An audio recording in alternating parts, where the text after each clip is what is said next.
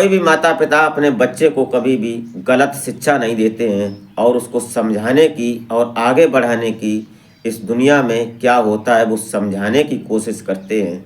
क्योंकि माता पिता ही प्रथम गुरु होते हैं और वो ही इस दुनिया में लाने के एक हकदार थे। और उन्होंने इस प्रकार से बच्चे को समझाया और समझाने की कोशिश करते हैं, क्योंकि प्रथम गुरु माता पिता थे। उसके बाद स्कूल के टीचर होते हैं। उसके बाद फिर दुनिया में जब कोई काम सीखता है तो उसको एक गुरु माध्यम ही होता है।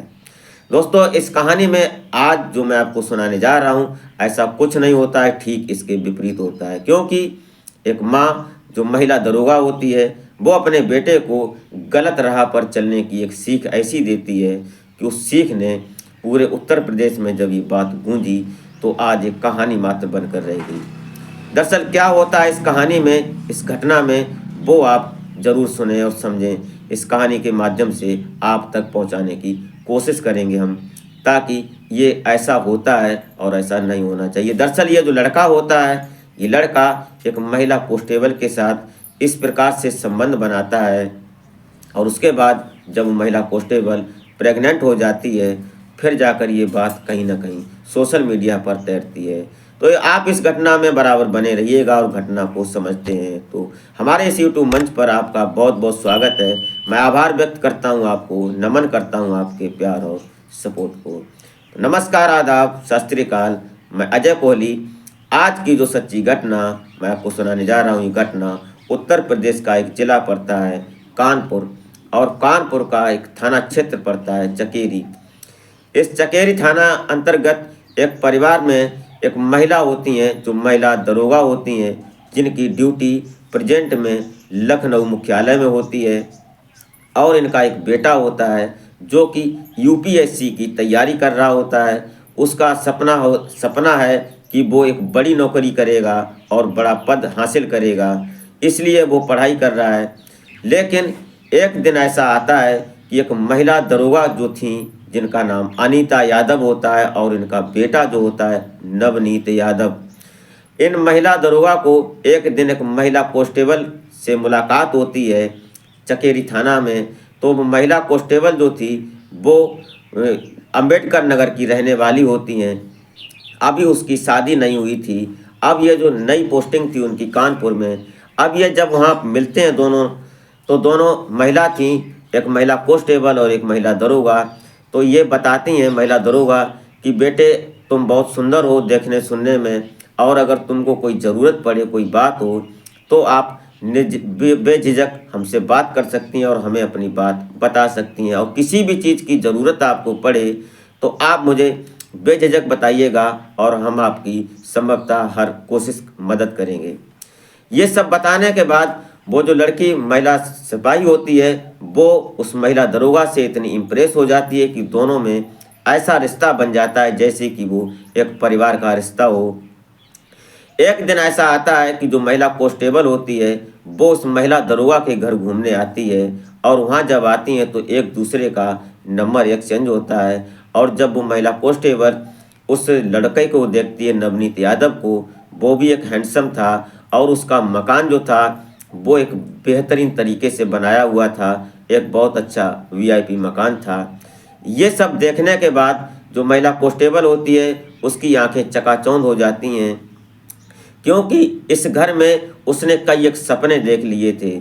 उस लड़के को देखकर उसने ये समझ लिया कि इस लड़के से हमारी शादी होगी।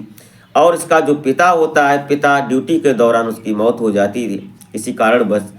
अब ये उसको एक नौकरी तो तैयार थी, उसकी आश्रित नौकरी, जो कि महिला दरोगा थी। उनके बेटे को, क्योंकि उनके पति जो थे वो दरोगा थे, तो उनकी जगह उनका लड़का ड्यूटी पर लगने के लिए तैयार था। लेकिन उसकी उड़ान थी कुछ अलग, वो कुछ अलग या बड़ी हाई फाई नौकरी करना चाहता था, इसलिए वो यूपीएससी की तैयारी कर रहा था।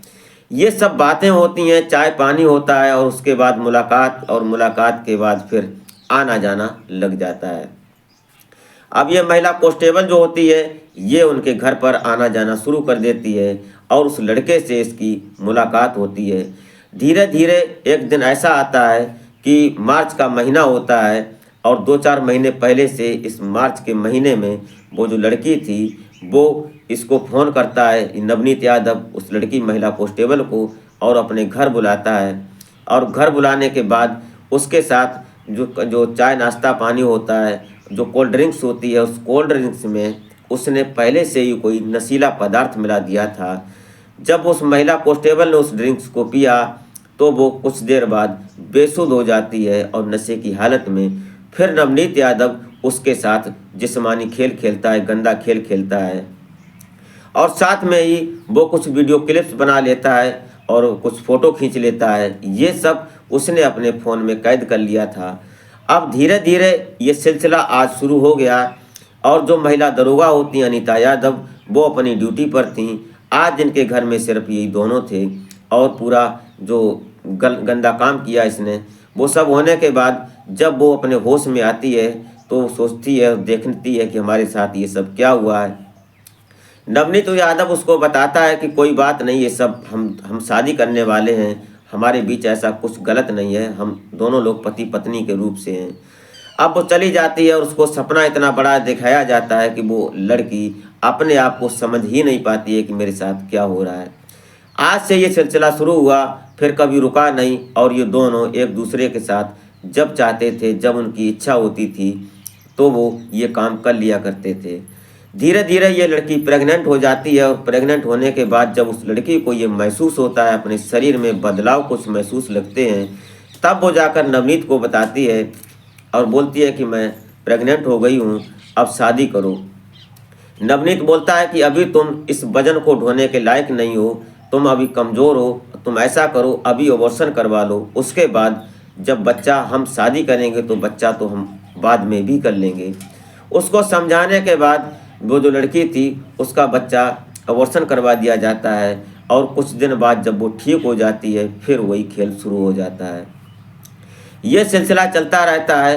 अब दूसरी बार भी वो प्रेग्नेंट हो जाती है, फिर भी यही समझाया जाता है, और समझाने के बाद फिर उसका ऑपरेशन करवा दिया जाता है। जो महिला दरोगा थी वो उसको बड़े ढंग से समझाती हैं, और फिर वो उसी लाइन पर आ जाती है।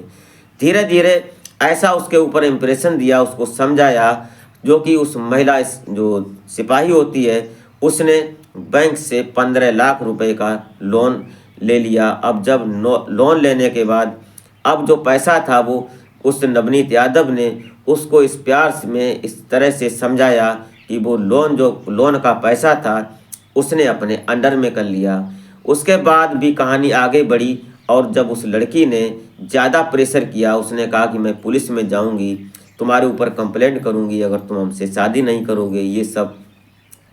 तो जब ये जो महिला कांस्टेबल थी ये वहाँ पर क्राइम ब्रांच में तैनात थी, उसकी ड्यूटी थी। अब इसने जब ये बात उसके ऊपर दबाव दिया, इस नवनीत यादव के ऊपर, तब जाकर उसने इस बात को तय किया, तारीख तय कर दी, और तारीख में इसमें तय तारीख में इसके साथ सगाई जो करनी थी 12 जुलाई 2024 को, ये एक मंदिर में जाते हैं और एंगेजमेंट करते हैं। उसमें 2 रिंग्स बनवाई गई थी जो डायमंड रिंग्स थी। उन रिंग्स के पैसे भी उसी महिला कांस्टेबल ने दिए थे जो उसने लोन करवाया था। दरअसल जो उस लोन की जो किस्त कटती थी वो किस्त उस महिला कांस्टेबल की सैलरी से ही कटती थी। अब धीरे धीरे इस लड़की को समझ आने लगा था कि कहीं ना कहीं हमारे साथ गलत हो रहा है, हमारे शरीर के साथ गलत हो रहा है, हमारी नौकरी के साथ गलत हो रहा है।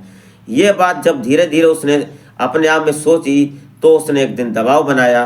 तो इन महिला दरोगा जो होती हैं इन्होंने उस लड़की को समझाया कि ऐसा करो, तुम परेशान मत हो, तुम्हारी शादी नवनीत से ही होगी, और हमने दिसंबर महीने में तय कर दी है। तो दिसंबर के महीने में ये सब तैयार करते हैं और उसकी तय तारीख में शादी होगी।